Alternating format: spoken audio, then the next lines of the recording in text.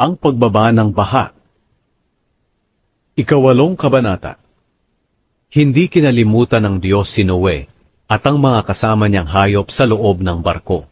Kaya pinaihip niya ang hangin sa mundo at dahan-dahang bumaba ang tubig. Tinakpan niya ang mga bukal at pinahinto ang ulan.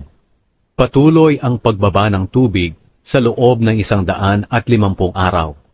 At nang 17 araw ng 7 buwan, sumadsad ang barko sa bundok ng Ararat. Patuloy ang pagbaba ng tubig.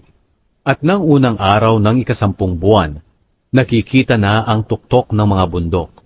Pagkalipas ng 40 araw mula ng panahon na nakita na ang tuktok ng mga bundok, binuksan ni Noe ang bintana ng barko at pinakawalan ang isang uwak. At ang uwak na ito'y paruot paritong lumilipad hanggang sa patuloy na pagbaba ng tubig.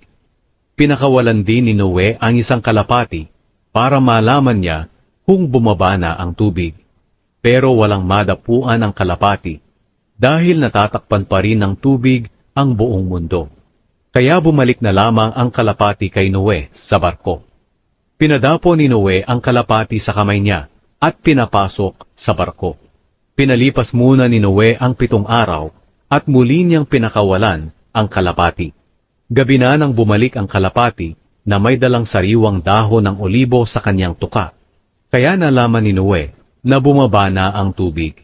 Pinalipas muli ni Noe ang 7 araw pa at muli niyang pinakawalan ang kalapati. Pero hindi na ito bumalik. Noong unang araw ng unang buwan, tuluyan nang bumaba ang tubig. Si Noe ay 601 taong gulang na noon. Binuksan niya ang takip ng barko at nakita niya na tuyo na ang lupa. Nang 27 araw ng 2 buwan, tuyong-tuyo na talaga ang lupa sa buong mundo. Sinabi agad ng Diyos kay Noe, "Lumabas na kayong lahat sa barko. Palabasin niyo rin ang lahat ng hayop para dumami sila at mangalat sa buong mundo." Kaya lumabas si Noe kasama ang kanyang asawa, mga anak na lalaki, at mga manugang niya. Lumabas din ang lahat ng hayop, mga lumalakad, lumilipad, at gumagapang. Magkakasama sila ayon sa kani-kanilang uri. Naghandog si Noe.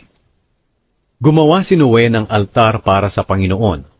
Pagkatapos, kumuha siya ng isa sa bawat uri ng hayop na malinis, pati rin sa bawat uri ng mga ibon na malinis, at sinunog niya ito sa altar bilang handog sa Panginoon. Nang naamoy ng Panginoon ang mabangong samyo nito, sinabi niya sa kanyang sarili, "Hindi ko na muling susumpain ang lupa dahil sa ginawa ng tao. Kahit alam kong makasalanan ng tao mula ng bata pa siya, hindi ko na talaga muling lilipulin ang lahat ng nabubuhay, katulad ng aking ginawa noon." Habang nagpapatuloy ang mundo, may panahon ng pagtatanim at pag-ani. May taglamig at may tag-init.